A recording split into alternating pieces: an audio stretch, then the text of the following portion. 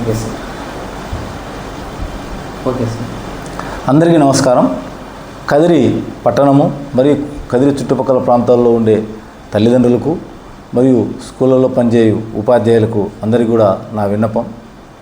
ఈ మధ్యకాలంలో చాలా ఫిర్యాదులు, చిన్నపిల్లలు కూడా మద్యం సేవిస్తున్నారు, మత్తు పదార్థాలకు బానిసలు అవుతున్నారు అనేసి చాలామంది చెప్తుంటారు. అందువల్ల వారందరికీ నేను చేసే విజ్ఞప్తి అనగా, మీరు మీ పిల్లలను జాగ్రత్తగా గమనించండి. వారి అలవాట్లను ఏం చేస్తున్నారు అనేది నిఘా ఉంచకపోయినా వారి మీద అనుమానం పడకుండా వారి యొక్క అలవాట్లను బట్టి ప్రవర్తనను బట్టి మీరు గుర్తిస్తే, సకాలంలో గుర్తిస్తే దాన్ని సరిదిద్దుకోవడానికి చాలా ఆస్కారం ఉంటుంది. అదేవిధంగా పాఠశాలలో పనిచేసే ఉపాధ్యాయులు కూడా పిల్లలు తల్లిదండ్రుల వద్ద కంటే ఇళ్ళ వద్ద కంటే కూడా ఉపాధ్యాయులు పాఠశాలలోనే ఎక్కువ కాలం గడుపుతారు.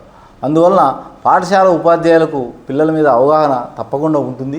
ఏ విద్యార్థి ఏ విధంగా ప్రవర్తిస్తున్నాడు, ఏం చేస్తున్నాడు, సెల్ ఫోన్ యూజ్ చేస్తున్నాడా, ఎందుకు యూజ్ చేస్తున్నాడు, అవన్నీ కూడా ఉపాధ్యాయులకు తెలుస్తాయి.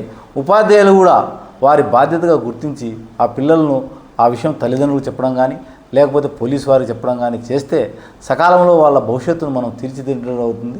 అయితే దీన్ని సకాలంలో గుర్తిస్తే సరిదిద్దడానికి చాలా సులభం.